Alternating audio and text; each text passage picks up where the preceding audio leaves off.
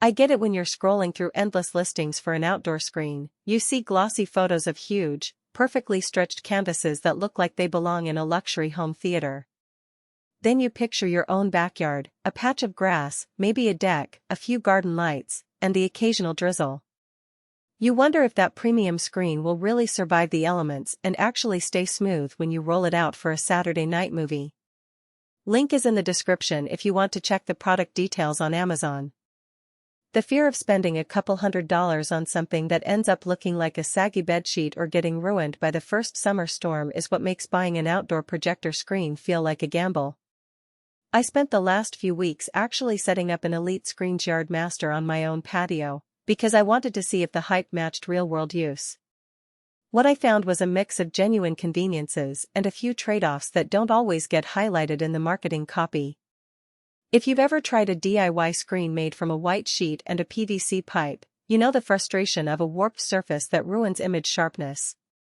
That's why I'm walking through what it's like to take this 165-inch motorized screen from the box to a fully functional backyard cinema, and where you might want to pause before hitting add to cart. First off, installation is where the promise of flexible design meets reality. The screen arrives in 3 large sections that snap together with a simple locking system.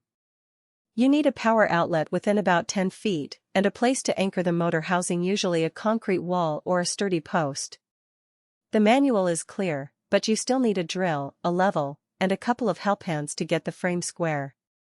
Once it's mounted, the motor runs surprisingly quietly. You won't hear it over the crackle of a popcorn bag. The RF remote, which also doubles as a wireless projector trigger, lets you pull the screen down or raise it without stepping onto the grass, and the range is decent enough to work from the kitchen or the living room. Now, the material itself is Elite's max white fiberglass fabric, advertised as 4K per 8K Ultra HD HDR ready.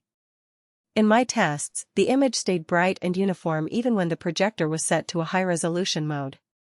The key advantage here over cheaper PVC or vinyl options is the lack of visible texture. The screen doesn't introduce a subtle grain that can make dark scenes look muddy.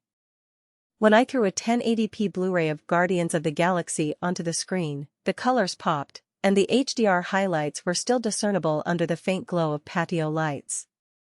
That said, the screen's IP33 rain protection rating means it can shrug off light drizzle, but it's not a foolproof rain guard. A sudden downpour will soak the surface, and while the fabric dries quickly, you'll want to roll it back up to prevent water from pooling in the seams. If you live in an area with frequent heavy rain, you'll need a separate awning or a dedicated cover, which adds cost and complexity. One practical strength that shows up only after you've used it a few times is the motor's torque. I have a 12-foot throw distance, and the screen can be fully extended in about 8 seconds.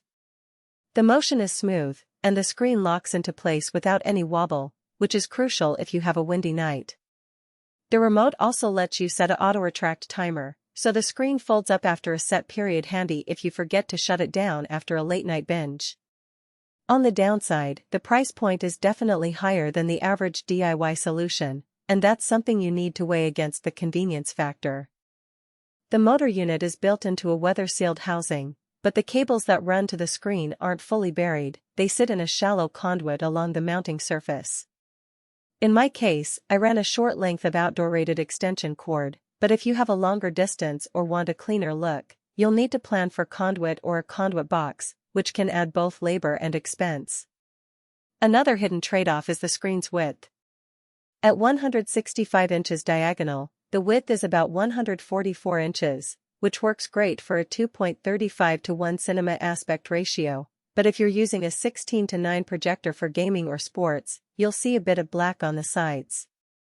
That's not a deal-breaker, just something to be aware of when you choose your projector's native aspect. So, who should consider this setup?